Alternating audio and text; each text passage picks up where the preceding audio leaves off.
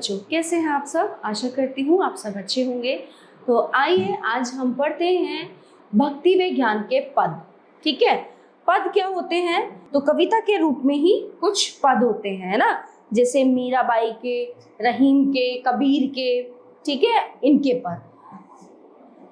इस संसार में मनुष्य के दुख के कारण 5 विकार हैं और इनसे छूटकर ही मनुष्य पूर्ण सुख शांति प्राप्त कर सकता है।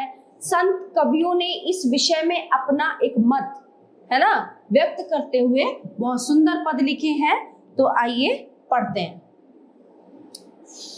सबसे पहला, पांचों चोर महादुखदाई, सोया जग में देहि फसाई, तन मन को बहु व्याधि लगावे, कायक वाचक पाप चढ़ावे, फिर 84 माही फिरावे, जठर अग्नि में ताही तपावे, जन्म मरण भारी दुख पावे, मनुष्य देह का सर्बस जावे, 3 लोक में डोले हाला, सुरपुर मृत्यु और पाताला, कैसे मुक्ति धाम को पावे, जो इंद्रिन के बस हो जावे।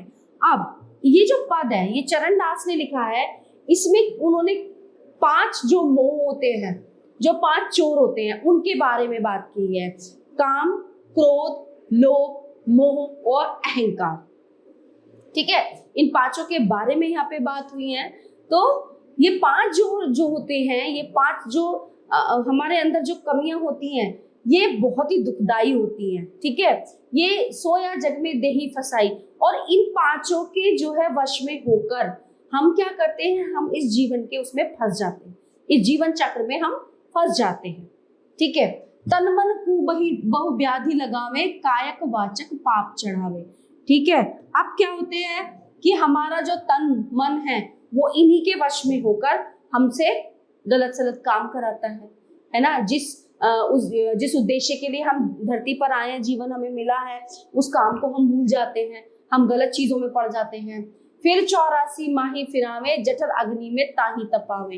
ठीक है, अब इनसे क्या होता है, इन चीजों में फंस के, इन 5 जो वो होते हैं हमारे चोर, इनके उसमें फंस के हम इतने वो हो जाते हैं, जो हमारे अच्छे गुण हैं, जो हमारी अच्छी चीजें हैं, वो कभी सामने निकल कर नहीं आ पाती।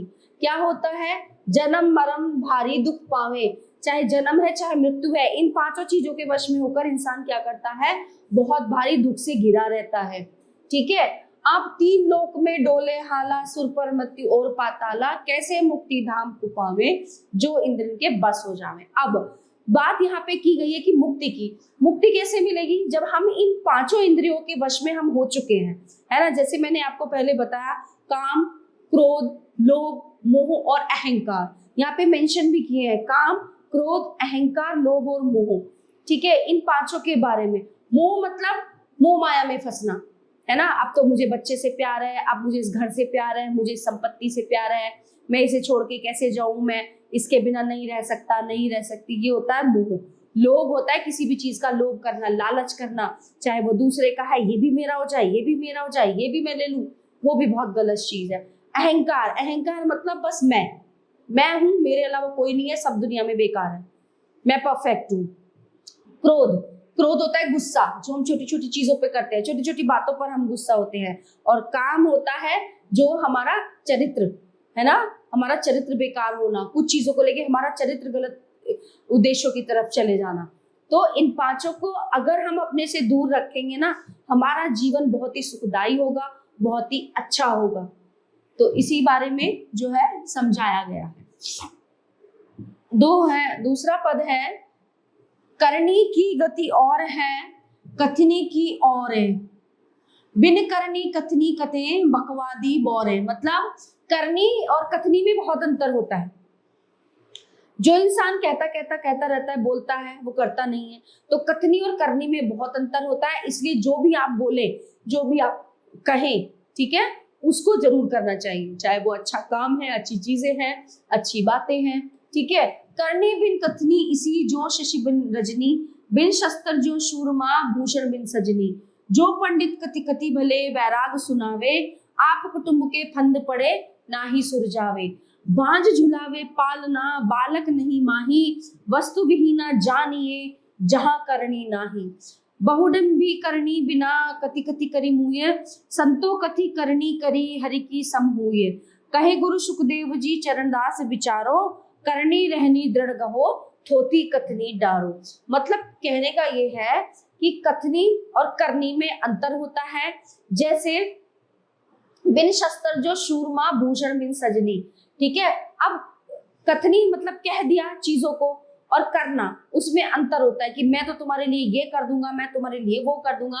तो ये खोखली चीजें, खोखली बातें किसी को नहीं बोलनी चाहिए, ठीक है। अगर कथनी के जो है कहने से ही चीजें तुम करोगे तो वो ऐसे लगेगा जैसे शस्त्र के बिना सूरमा, है ना। और जैसे जो एक महिला होती है, जो स्त्री होती है, वो बिना गहनों की होती है। तो करके दिखाओ, कहो मत, चीजों को गाओ मत, उनका राग मत अलापो, इसमें ये कहा गया है, ठीक है। अब आगे चलते हैं। यह मन भूत समान है दौड़े दांत पसार। अब दुनिया में अगर देखा जाए, सबसे पूछा जाए कि सबसे तेज क्या है, दुनिया में सबसे तेज चीज क्या है, तो सबसे तेज होता है हमारा मन, है ना। अभी यहाँ है, अगर हम बैठ जाए कुछ सोचने लगे, कहाँ कहाँ कहाँ कहाँ पता नहीं कहाँ कहाँ दौड़ता है, घोड़े से भी तेज दौड़ता है ये मन, है ना।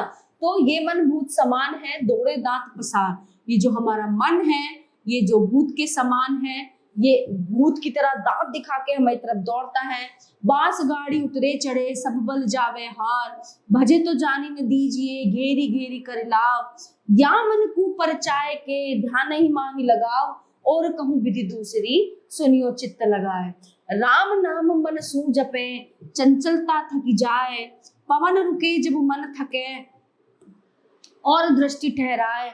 ऐसी साधन साधिए गुरुगम भेद मिलाए, इंद्री रोके मन रुके अरु उत्तम विधि हेहु। चरणदास यो कहते हैं यह साधन करी लेहु। कहने का उन्होंने इस पद में ये बोला है, जिस व्यक्ति ने, जिस इंसान ने अपने मन को अपने वश में कर लिया, ठीक है, वो क्या कहते हैं, संसार में उन्नति को प्राप्त कर जाता है, सब वो साधना को प्राप्त कर जाता है, ठीक है। मन आपका वश में है, मन मतलब वश में कैसे, कि जो आपके पास है आप उसमें संतुष्ट हैं, जो आपके पास है, जो आप इस्तेमाल कर रहे हैं, जो आपका जीवन है, आप उसमें संतुष्ट हैं। आपको दूसरे को देखकर लोभ नहीं हो रहा, लालच नहीं हो रहा, दूसरे को देखकर ईर्ष्या नहीं हो रही।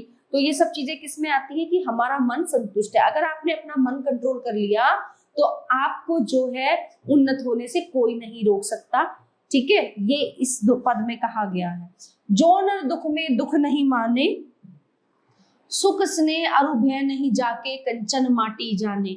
नहीं निंदा नहीं अस्तुति जाके लोभ मोह अभिमाना, हर्ष सोकते रहिए नेरो नाही मान अभिमाना। आशा मनसा सकल त्यागी के जगते रहे निराशा, काम क्रोध नहीं परसे नाहिन ते ही घट ब्रह्म निवासा।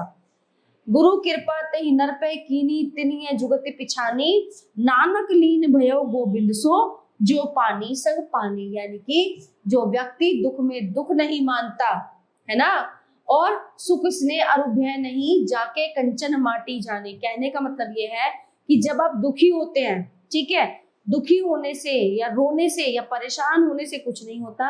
आप उस दुख को दुख की तरह मत लीजिए, है ना।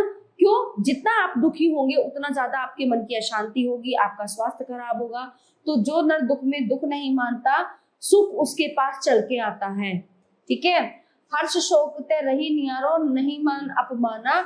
जिसको हर्ष शोक और मान अपमान में जो व्यक्ति सदैव एक समान रहता है, चाहे वो खुश है, चाहे वो दुखी है, चाहे वो मान है अपमान है, जो व्यक्ति एक समान रहता है, आशा मनसा सकल त्यागी के जगत रहे निराशा, ठीक है, वो जगत में संसार में अलग ही होता है, विरला ही होता है।